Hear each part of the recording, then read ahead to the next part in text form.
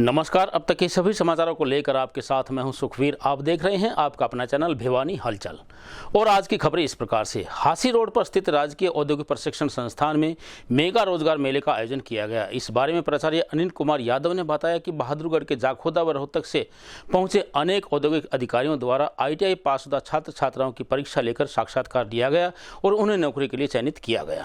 नगर के राजकीय औद्योगिक प्रशिक्षण संस्थान के प्रांगण में आज एक मेगा जॉब फेयर का आयोजन किया गया, जिसमें श्रीराम पिस्टन एवं रिंग्स लिमिटेड भिवाड़ी और Indus employment private limited Jakhoda Rohtak द्वारा 210 ITI पासशुदा छात्र छात्राओं की लिखित परीक्षा और साक्षात्कार लिया गया। इस दौरान 98 छात्र छात्राओं का चयन शिक्षुता एवं प्लेसमेंट के लिए किया गया।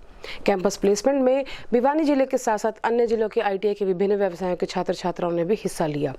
राज्य के ITI भिवानी के प्रधानाचार्य अनिल कुमार यादव ने बताया कि जिला उपायुक्त भिवानी और निदेशालय कौशल विकास एवं औद्योगिक प्रशिक्षण विभाग हरियाणा सरकार के निर्देशानुसार इस संस्थान में प्रत्येक महीने रोजगार मेले का आयोजन किया जाता है, ताकि औद्योगिक रूप से पिछड़े क्षेत्र में बेरोजगारी की दर को कम किया जा सके।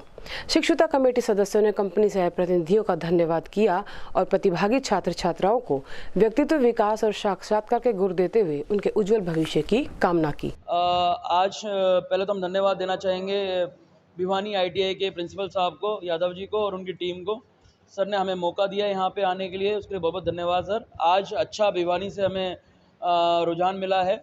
लगभग 100 लड़के आज यहाँ आए थे, उनमें से अभी तक हमने टेस्ट में 71 लड़के टेस्ट में पास हो गए थे। अभी इंटरव्यू पैसेज में हमने लगभग 45 लड़के आज हम सेलेक्ट करके ले जा रहे हैं।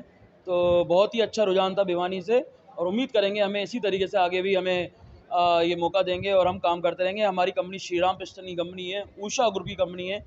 एक अच्छे 26 एकड़ एरिया में ये भिवाड़ी में है। भिवाड़ी इंडस्ट्री एरिया में पथरी इंडस्ट्री बढ़ता है, वहाँ है। हमारा पहला प्लांट गाजियाबाद में स्थित है। हम 4 प्रोडक्ट बनाते हैं, पिस्टन, पिन, रिंग और इंजन वाल्व। तो बहुत ही एक बेहतरीन कंपनी में ये लड़के जा रहे हैं। उषा ग्रुप की कंपनी है, अच्छा काम है। मशीनी जर्मन, जापानीज़, ताइवानी टाइप की मशीनें हैं। करोड़ों अरबों का हमारा व्यापार है। एक अच्छा माहौल है, एक अच्छा कल्चर है। बल्कि मैं ये कहूँ तो भाईचारा है। सारे तरह के लोग, पूरा एक मिनी इंडिया हम बोल सकते हैं वहाँ पे। बिहार, उड़ीसा, राजस्थान, हरियाणा, UP, हर तरह का तरफ के लड़के वहाँ रहते हैं। एक साथ मिलके रहते हैं, खुशी के साथ रहते हैं, मेहनत करके रहते हैं। सारे, सबसे बड़ी बात, सारे लड़के मेहनत से रहते हैं, बड़े अच्छी तरीके से रहते हैं। हमारे लिए हम अगेन धन्यवाद देना चाहेंगे भिवानी की पूरी ITI टीम। सर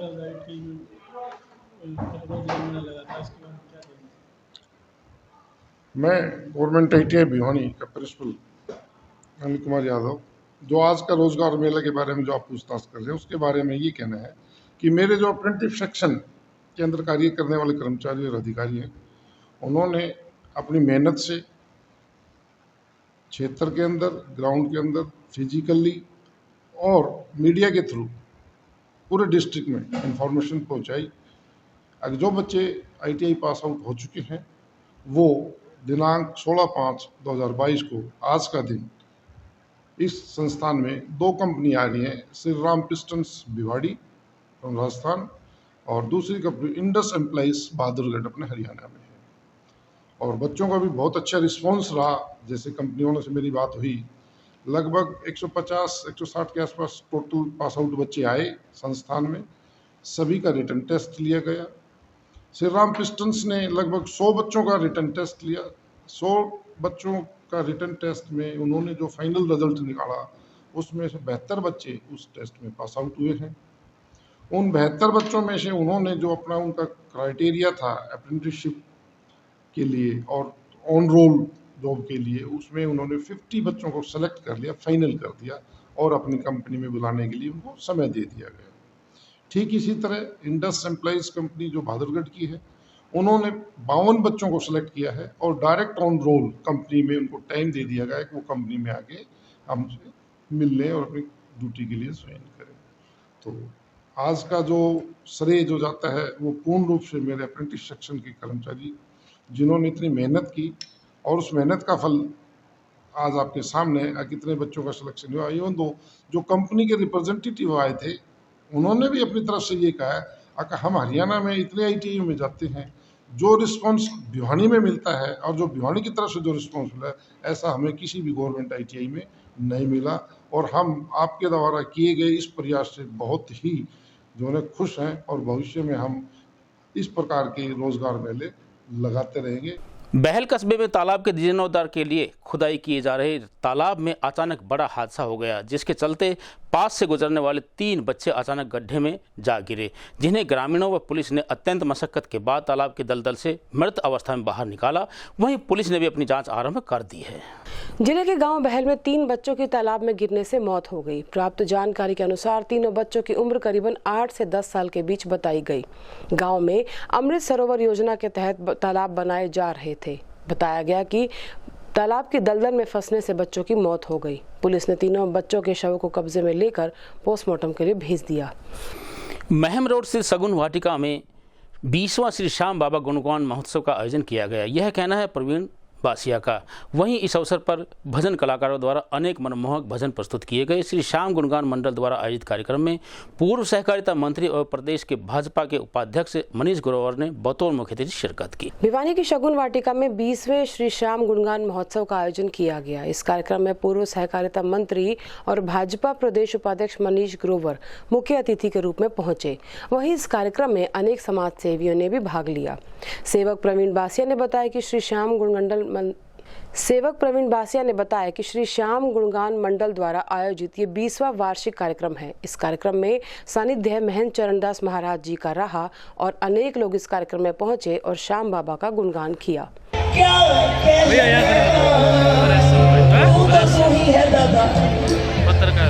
तेरे साथ साड़ी कौन हो सकता है प्रभु? तेरे साथ कलाकार कौन हो सकता है? कलाकार तो तू है जिसने इतनी दुनिया रच दी, जिसने प्रभु की कृपा पाई। उठाइए दोनों हाथ और आइए मिलकर प्रभु का सिर्फ शुक्राना करें। मैं करूं क्यों फिकर, मेरा समझकर बताइए, ये देखने बताइए कौन कलाकार है, कौन छाया हुआ है। ये देखो आइए कि प्रभु तेरी उस पर कृपा बरसी तो मेरे पर भी तो बरस सकती है। मैं तुझसे सावरिया, तुझसे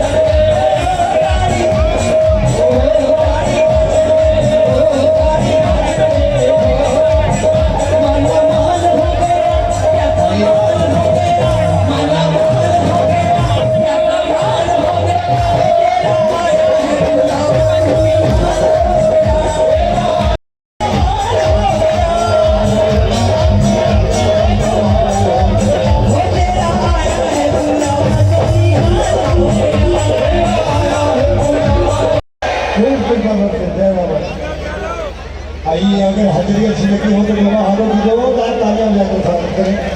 आइए आनंद वजीर जी का स्वागत, सम्मान, सत्कार और समृद्धि जी का प्रशासन के साथ श्री संगठन की सदस्य श्री श्याम गुणगान मंडल करते हैं समर्पित जी का प्रशासन के साथ एक बार दोनों हाथों की जोरदार तालियां बजाकर स्वागत करें। अगर भजन अच्छे ओम श्री श्याम देवाय नमः, ओम श्री श्याम देवाय नमः, ओम श्री श्याम देवाय नमः।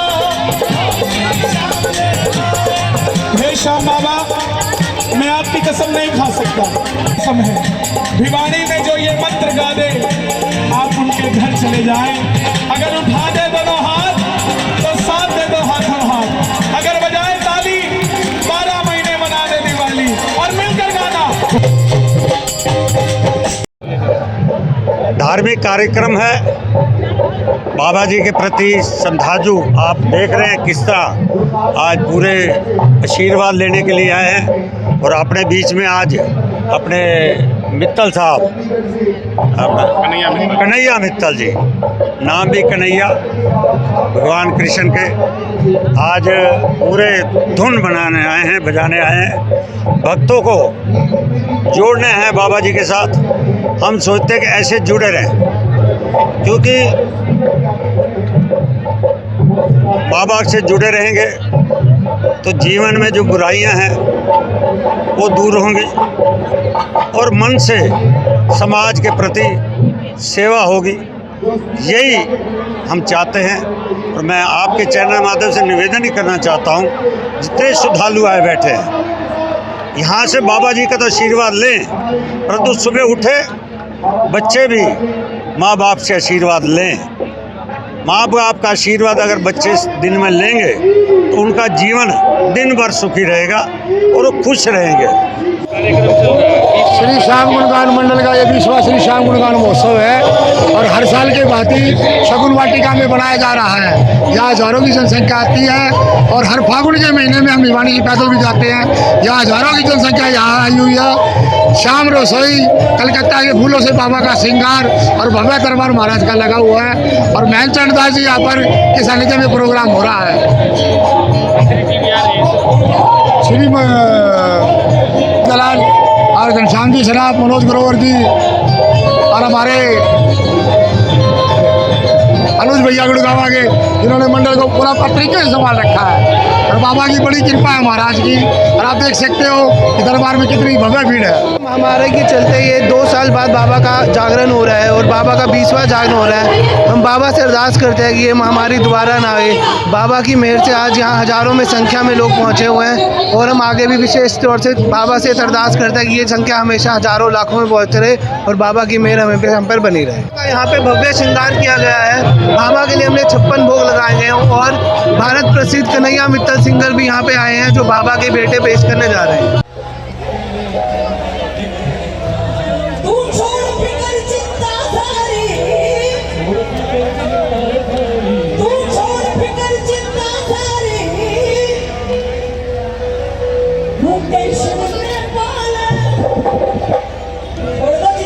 जो चिंता कर रहा है हाथ नीचे रखना। और जो सब कुछ बाबा पे लुटाने आया है, सब कुछ छोड़ के यहाँ पे आया है, वो दोनों हाथ उठा के बोलेगा क्या? तू छोड़ फिकर चिंता सारी, प्रोटेक्शन में पाले, शांति शांति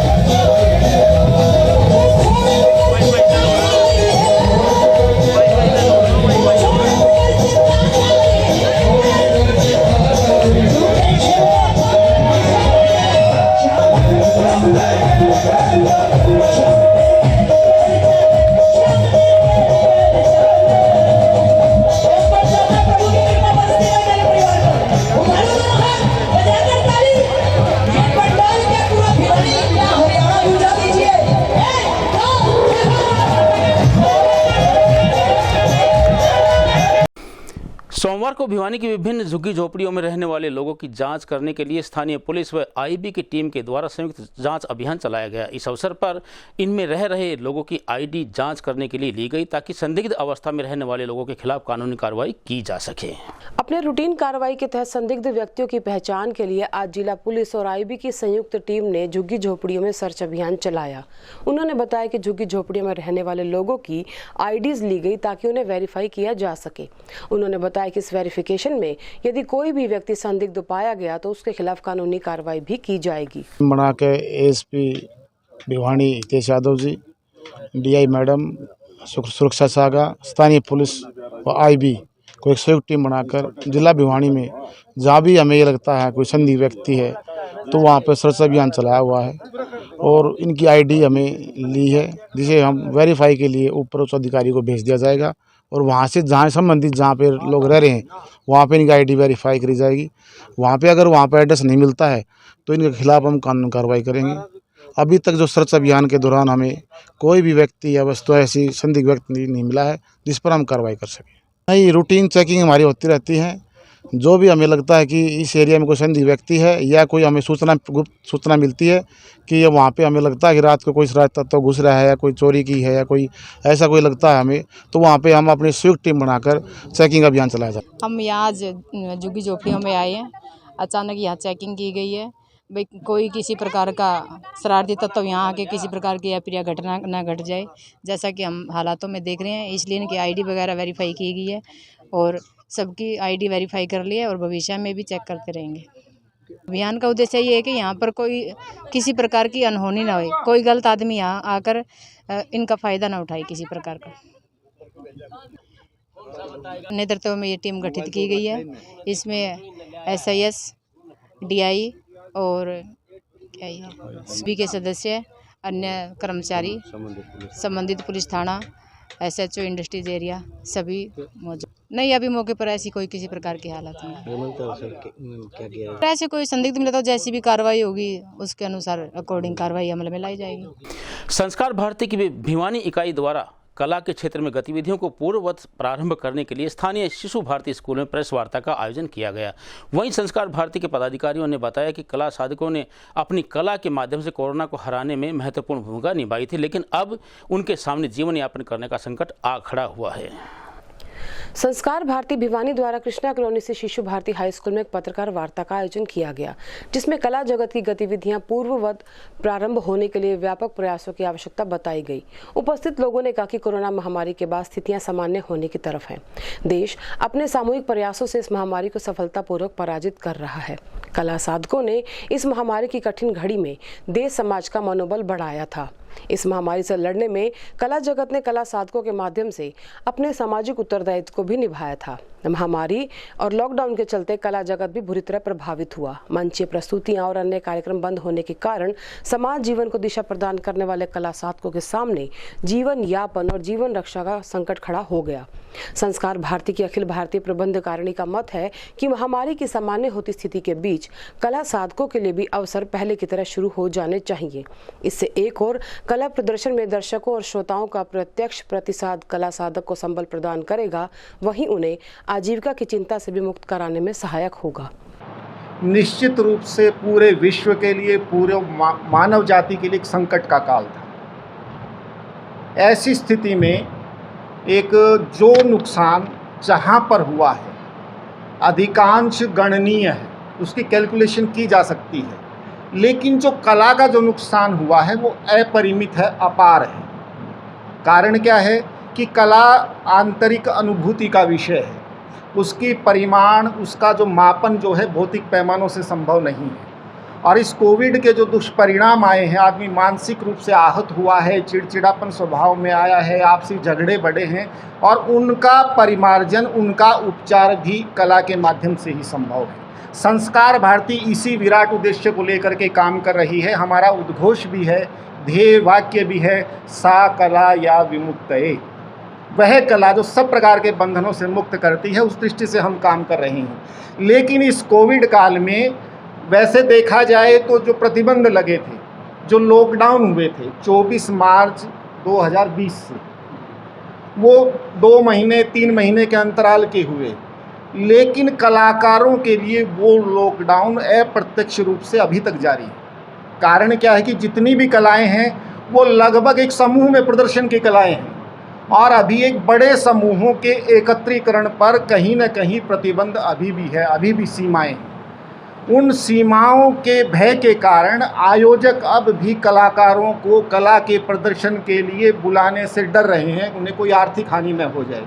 तो हाँ, आज की हमारी इस बैठक का, आज की हमारी इस प्रेस विज्ञप्ति के लिए, प्रेस कॉन्फ्रेंस के लिए सबसे बड़ी मांग यही है कि सरकारी संस्थाएं जितनी भी हैं, जितनी भी गैर सरकारी संस्थाएं भी हैं, जो भी इस प्रकार के आयोजन करने वाली संस्थाएं, इनसे जुड़े हुए लोग हैं, वो निसंकोच भाव से कलाकारों को ऐसा मंच सुलभ कराएं, उन्हें आमंत्रण दें।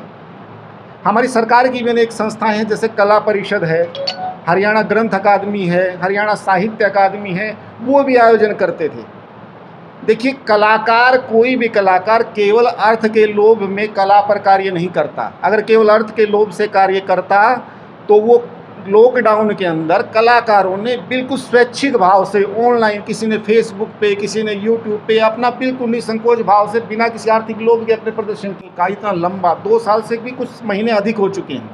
इतने समय में हमारे जो सरकारी आयोजनों में भी, केवल हम प्राइवेट एनजीओज को ही न कहें, सरकारी आयोजनों में भी कलाकारों के आमंत्रण अभी पूर्ण रूप से आरंभ नहीं किए गए हैं। हमारा हरियाणा एक छोटा सा प्रांत है, इसमें आकाशवाणी के 2 सेंटर हैं, आकाशवाणी रोहतक और एक आकाशवाणी हिसार। वहाँ भी कलाकारों को अपनी विभिन्न गायन कलाओं के लिए, संगीत कलाओं के लिए आमंत्रित किया जाता था, वहाँ भी उसका बहुत संकुचन कर दिया गया है। पुराने रिकॉर्ड्स बजाए जा रहे हैं। तो हमारा सरकार से निवेदन है कि उन स्थितियों को, पुरानी स्थितियों को बहाल करें, जिससे कि स्थितियों को दोबारा से लाएं और कलाकार जो इतने दिनों से इस कोविड से संघर्ष कर रहे हैं, वो उन कला को पुनर्जीवित कर सकें। देखिए, कला एक ऐसी स्थिति है जिसका नुकसान अगर होता है तो उसको पूरा करने में पीढ़ियां गुजर जाती हैं। उनके लिए संगठन अनेक काम कर रहे हैं, लेकिन एक राष्ट्रीय स्तर पर सुसंगठित संगठन संस्कार भारती काम कर रहा है। और सबसे बड़ी बात क्या है कि यह हमारे कला की प्रत्येक विधा पर और उसमें राष्ट्रीय चेतना के स्पंदन को समझते हुए कार्य कर रहा है। और हम यह चाहते हैं कि एक कलाकार कम से कम इतना अवश्य हो कि आजीविका के प्रति वह आश्वस्त हो सके, अपने पेट के प्रति आश्वस्त हो सके, क्योंकि कला उसी समय जन्म लेती है जब व्यक्ति का पेट भरा हुआ। लेकिन कला आवश्यक भी है। कला आवश्यक इसलिए, हजारी प्रसाद द्विवेदी जी का एक कथन है कि गेहूं भी हमें उगाना होता है जीवन के लिए, लेकिन गुलाब भी आवश्यक है।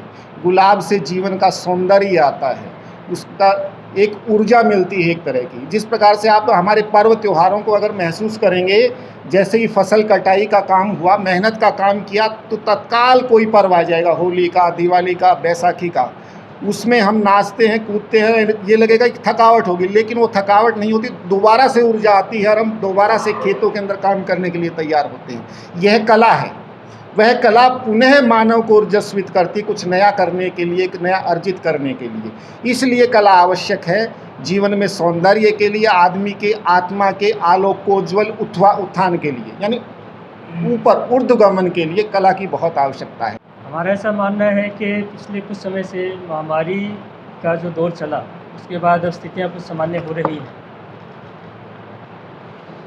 इन सामान्य परिस्थितियों के चलते हुए हमारा ऐसा मानना भी है, मांग भी है सरकार से कि जो गांवों की तरफ पहले मेले लगते थे, उन मेलों को पुनः प्रारंभ करने की अनुमति प्रदान की जाए।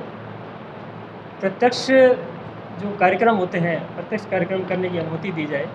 इसके साथ साथ मेरा ऐसा मानना भी है, और हमारी जो संस्कार भारती इकाई है, हम अपनी आवाज़ सरकार तक पहुंचाना चाहते हैं, केंद्र सरकार तक भी, कि कला साधक के अस्तित्व की रक्षा आज की प्रमुख मांग है।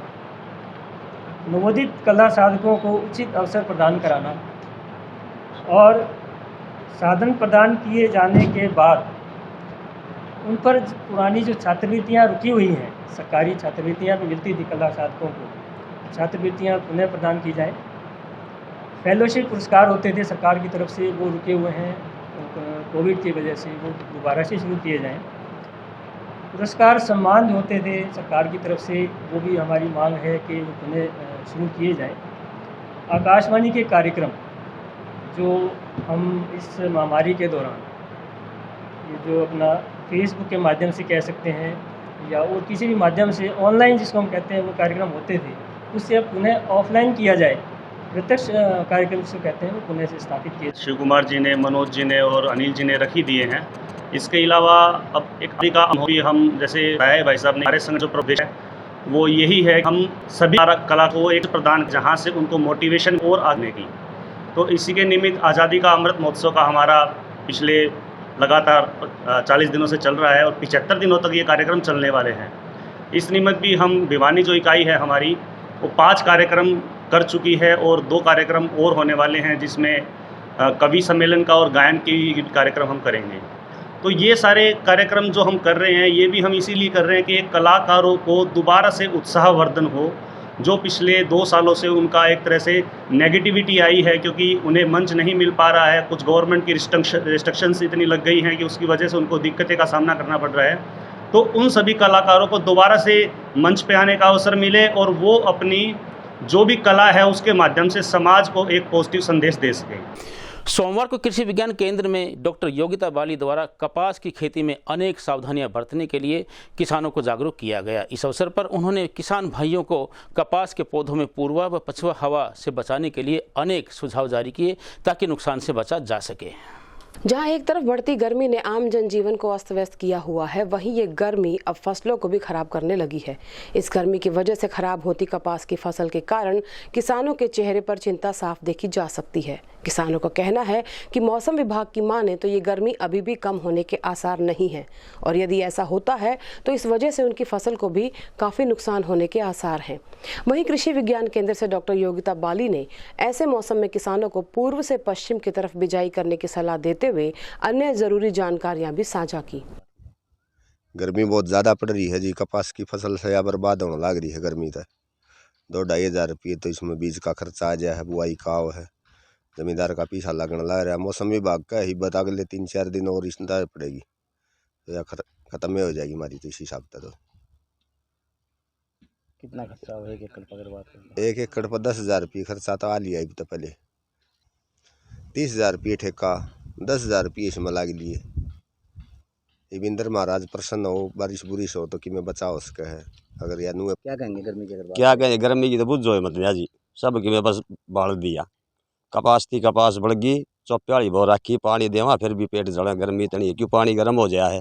दोपहर में देवा तो फिर लाइट नहीं आ, लाइट से 5 घंटा में तो 1 घंटा का दे दी, एक कदी खराब माटी कर रखी है। घिया बोई थी, घिया की बेल भी ख़त्म होगी और बारिश का नहीं पता कब आएगी कब नहीं। तो कपास की अगर बात करें कितना खर्चा होगी 1 एकड़ में? तो 1 एकड़ में 10,000 रुपये खर्चा आ गया है। बोई भी आएगी, बीज भी है, खाद पानी भी आएगा। खर्चा का तोड़े को नहीं, खर्चा तो और भी लगेगा। इस तरह की होगी, आपने देखा हर घेर के तो लिया घर पहुँच जावा उल्टे। सभी किसान भाइयों को राम राम। जैसा कि अभी कपास की बिजाई चल रही थी कि कपास का सीज़न चल रहा है, काफ़ी एरिया में बिजाई हो चुकी है। पर अगर किसी किसान भाई ने बिजाई नहीं की अभी तक तो वो अपनी बिजाई मई के माह में ख़त्म कर ले, क्योंकि मई का माह बड़ा ही उपयुक्त है। पर इसके साथ एक बात और ध्यान रखें, जहाँ पे रेतीले टिब्बे हैं वहाँ जल्द से जल्द बिजाई कर लें, क्योंकि जब लू चलती है तो वो पौधों की जब जमाव हो जाता है, पत्तियाँ निकलती 2 से 3 पत्तियों की स्टेज पे नुकसान भी पहुँचाती है, क्योंकि जब आपकी गर्म ताती रेत उस पर गिरती है तो जलने की संभावना भी रहती है। जिन किसान भाइयों ने बिजाई नहीं की है वो कोशिश करें पूर्व से पश्चिम की तरफ बिजाई करें, क्योंकि जो पूर्वा चलती है या तो पश्चिम से चलती है हमारी या पूर्व से चलती है, जिससे वो देखा गया है प्राय कि वहाँ पे कीट और बीमारियों का प्रकोप कम रहता है। साथ ही साथ पौधे से पौधे की दूरी और पंक्ति से पंक्ति की दूरी का भी अवश्य ध्यान रखें कि आप 67.5 सेंटीमीटर पौधे से कतार की दूरी और 60 सेंटीमीटर पौधे से पौधे की दूरी बनाए रखें। और दूसरा है 100 सेंटीमीटर पे भी कर सकते कतार से कतार, और 45 सेंटीमीटर पौधे से पौधे की, जिससे कि अच्छा फुटाव हो और अच्छे टिंडे लगें। इन बातों का आप इसमें ज़रूर ध्यान रखें जो बिजाई करते समय। साथ ही अभी जैसे मौसम में देखिए बहुत ही गर्माहट है और लू चल रही है, जिससे जहाँ रेतीले टिब्बे पे फसल को नुकसान पहुंच सकता है, तो हल्की सिंचाई ड्रिप इरिगेशन का भी प्रयोग कीजिए। ज़्यादा से ज़्यादा कपास में ड्रिप इरिगेशन का प्रयोग कीजिए ताकि हल्की नमी बनी रहे, पौधों को नुकसान ना हो, रेत के चलने से उड़ने से नुकसान ना हो।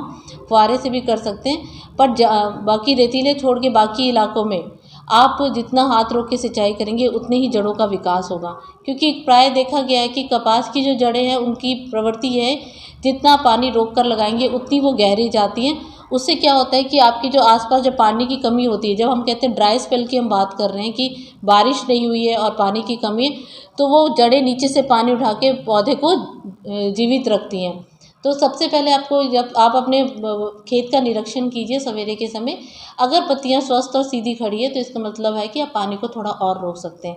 तो उससे क्या होगा, जड़ें मजबूत और गहरी हो जाएंगी।